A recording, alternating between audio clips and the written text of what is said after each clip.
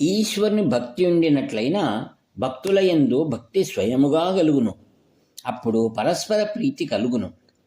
ముక్కోణముల వలె ఈశ్వరుని ఎడల మనకు ప్రీతి, వారికి ప్రీతి కనుక వారికి మన ఎడల ప్రీతి, వారి యందు మనకు ప్రీతి కలుగును. వైష్ణవ సంప్రదాయమందు గోవింద గోవింద అని నామావళి పలుమారు చెప్పుట వాడుక.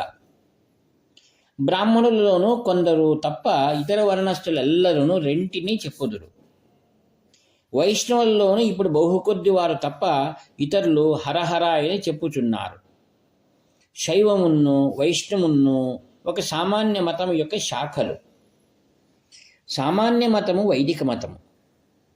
వైదిక మార్గము పుష్కలంగా వృద్ధియవుగాక అని జ్ఞాన సంబంధ స్వాములు చెప్పి ఉన్నారు. శైవమునకు వైదిక శైవమనే పేరు.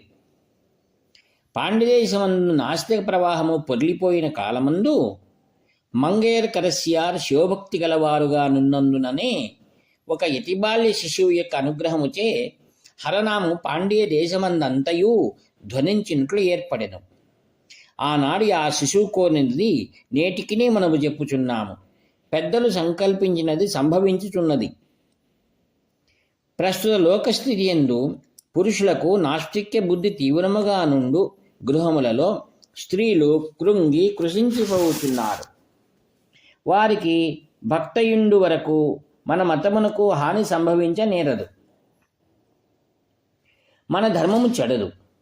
తన యొక్క సహోదరుడు నాస్తికుడైన కాలమందు తిలకవతి అమ్మ ప్రార్థించుట ఆలకించియే పరమ కరుణానిధి వారిని శైవమునకు త్రిప్పిరి. తమ యొక్క పురుషుడును నాస్తికుడైన సహించక మంగయ్యర్ కరసియార మనోవ్యాకులం పడినందుకు విచారించి పరమేశ్వరుడు అనుగ్రహించిరి. స్త్రీలు మన యొక్క దేవాలయములలో సన్నిధానమందు ప్రార్థించు వరకు బాధకము లేదు. పురుషులు శ్వేతముఖుల దేశముల యందుండు ఆచారములను చూచి మార్పు చెందుతున్నారు. అయినను మన స్త్రీల యొక్క స్థైర్యము చలించదు. ఈ విధముగానే స్వాముల వారు చెప్పుచుండగా పాము ఎని అరచుచూ ఒక పక్క నుండి జనులు లేచిరి. కొంతసేపటికి పాము కాదని కూర్చుండిరి. అప్పుడు స్వాముల వారు ఈ క్రింది విధముగా చెప్పిరి. విష్ణు సహస్రనామందు మహావిష్ణువుకు 1000 నామములు చెప్పబడి ఉన్నవి.